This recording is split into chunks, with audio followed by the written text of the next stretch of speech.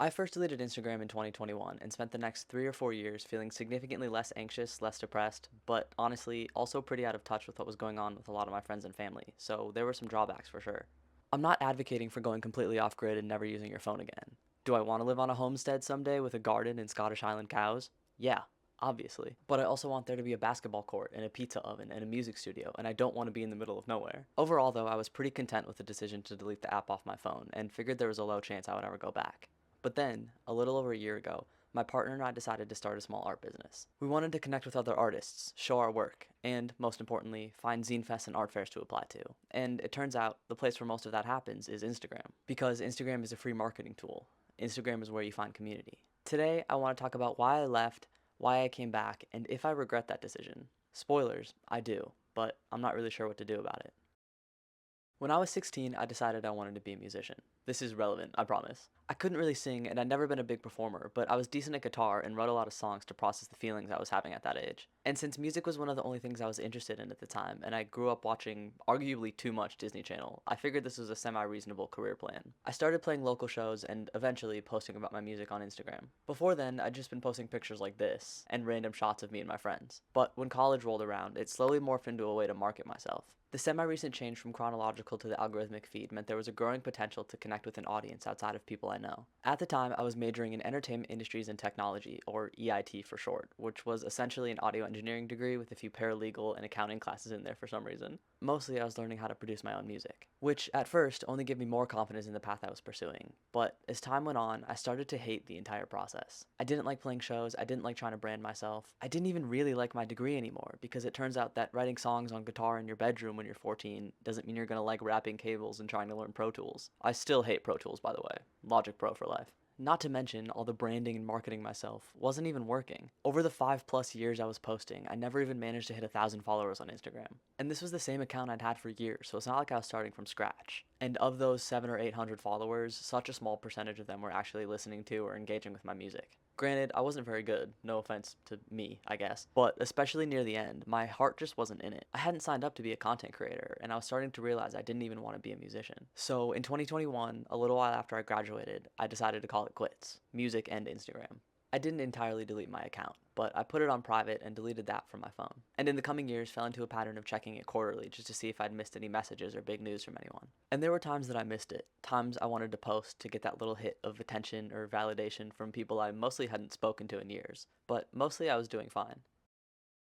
Last year, in 2025, my partner Lizzie and I started an art business. We talk more about why and how we got started in this video, but the shorter version is we started making zines, we applied to a zine fest, we got in, and we got hooked. We discovered that application for our first zine fest through a zine Discord I joined a few months prior, but when I went to go looking for more, I realized that most of these art fairs, especially the smaller zine fests, don't have websites, they have Instagrams. I'd already been toying with the idea of starting one just for art. It'd be there as a landing place for people to check out our work, a portfolio, something much cheaper and easier to market than a website. And sure, the algorithm kind of ruined the app for people hoping to use it to connect with friends and family, but it seemingly helped a ton of creatives and artists find and grow an audience, so it can't be all bad, right? Sure, it's owned by Meta, but it's not as bad as Facebook, or God forbid, Twitter. Instagram is a marketing tool, a place to find other artists, to find community. So I made one. I figured years of being off the app would set me up for some kind of success in terms of the addiction of it all. That I wouldn't fall into the trap of scrolling, of comparing, of algorithm chasing just to get a few more eyes on our work. But I was wrong.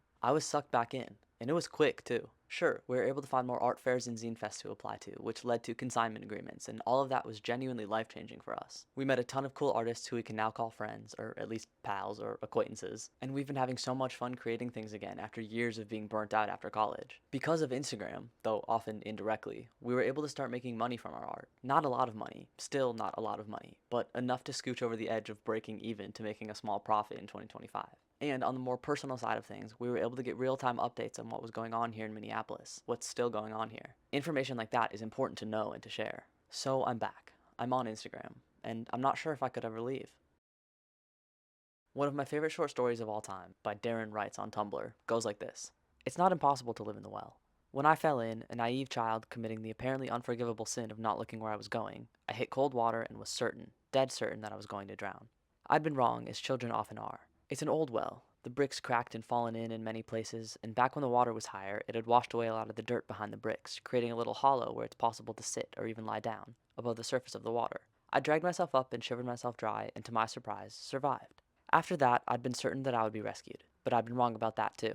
I hadn't told anyone where I was going, and the entrance to the well is overgrown and hidden. If they looked, they probably looked in the wrong places, and they would have given up by now. It's been such a long time. It's not so bad. There's clean water down here, and the fungus and ivy that grows even this far down is edible. Sometimes, something else edible falls in the well, a rare boon. So long as I'm careful to conserve my energy, I can scrape together enough to live down here. And my little hollow of dirt, I've tried making it bigger. It's impossible. There's nothing but stone behind it. Isn't big enough to do more than sit or lie down anyway, so I don't have to waste energy on exercise.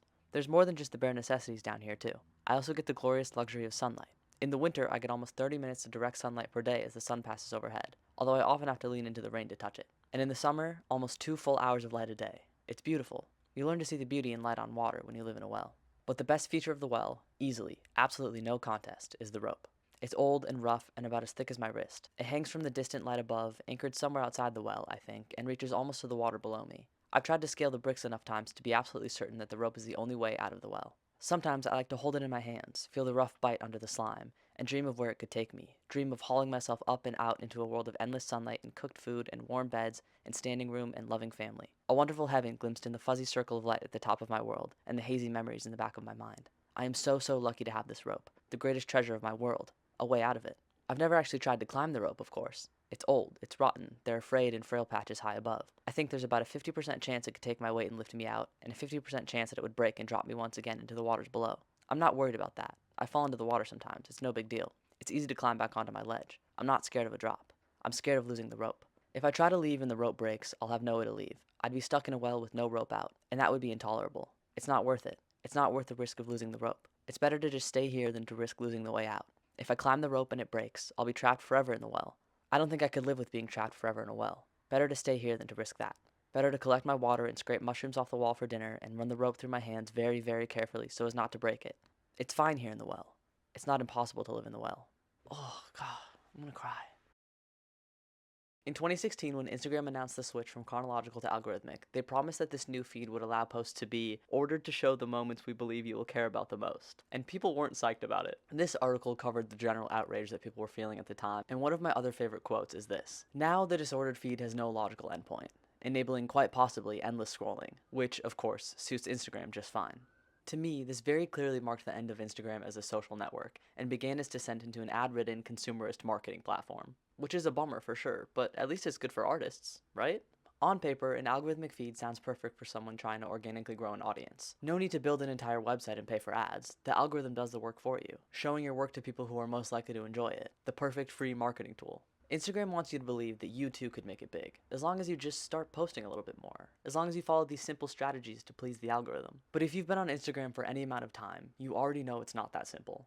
Instagram is great to make connections, but with the fucky, always changing algorithm, it's bad. If you don't post constantly, consistently, in the way that the app wants, you're cooked. It takes effort that is unnecessary to get to people you want to, or that want to see your art. Yeah, the algorithm is always changing, always demanding more, and functions more like a lottery than anything else. And even if you do get seen, do manage to win that lottery, the chances are so low that it's going to be by the right people. And even lower that those people are going to stop scrolling to follow you. And even lower still that they're going to leave the app entirely to go check out your shop or support you on something like Patreon. I know this is a bit idealistic, but I yearn for the simplicity, the intentionality of word of mouth, of the chronological feed, of tags and keywords to search a topic. Because I know that just opens the door for people to bloat those with bullshit just to get seen. But I want people to find my art because they wanted to, because they were looking for it.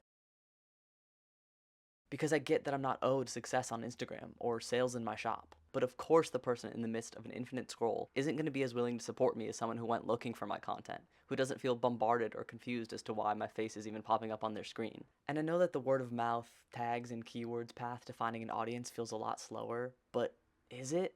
Is the algorithm working for you? Or is it just wasting your time and energy? And honestly, I'd rather have a handful of people who actually like and support my work than thousands of followers who never actually engage with or support anything that I make. We need to stop assuming the algorithm knows us better than we do, than our friends do. Because no matter how much data these tech companies have scraped from you, they still don't know you better than you do.